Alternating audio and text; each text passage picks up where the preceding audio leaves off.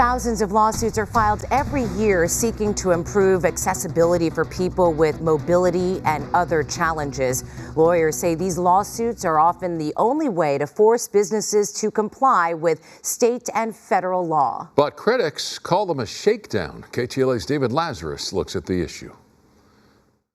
We can definitely help you with that. I've got a great Zinfandel. Kate Bono, operations manager of a Costa Mesa wine bar called Wine Lab, remembers clearly when a letter arrived a few months ago from an Orange County man with a bone to pick. The letter said Wine Lab's website was inaccessible to visually impaired people like himself because it wasn't equipped to handle screen reading software. This meant the site wasn't in compliance with the Americans with Disabilities Act. We took it very seriously to the point that we took the website down so we could improve it immediately. Not long after, however, the letter writer, Dominic Martin, filed a lawsuit against Wine Tribe, Wine Lab's parent, seeking up to $75,000 in damages and legal costs.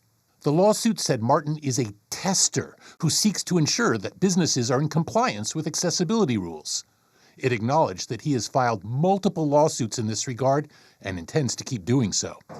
It's estimated that thousands of these lawsuits are filed nationwide every single year. The fact that as many as 90% get settled before they go to trial tells you what a big business it is. Generally speaking, we tend to see the same serial plaintiffs over and over and over again.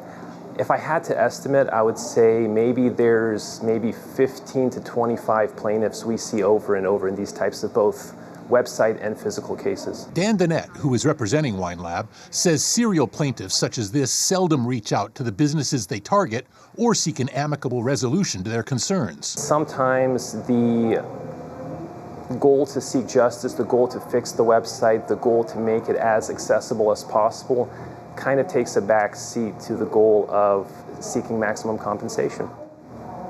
Is this justice? I don't think this is justice, no. What is this?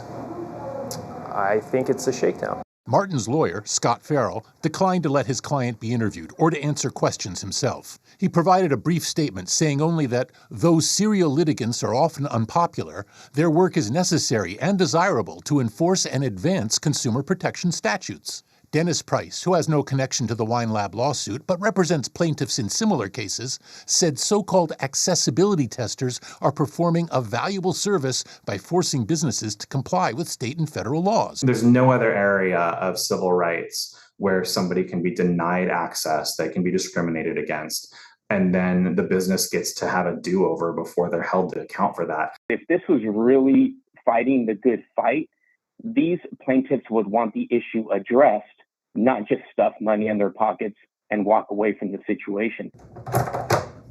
Victor Gomez, executive director of Citizens Against Lawsuit Abuse, said his California nonprofit group is working with state lawmakers on legislation that would impose a grace period after violations of accessibility laws are alleged. Allow these small businesses to fix the issue before you hit them with a $5,000, $10,000, $25,000 lawsuit. Oh, sure. I'll put Bonneau, the Wine Lab manager, said her company is hoping to settle with Martin. She said if the wine bar has to pay the up to $75,000 demanded in the lawsuit, it could go out of business. You want to do the right thing. So when you do the right thing and you still get sued, that's not fair. David Lazarus, KTLA 5 News.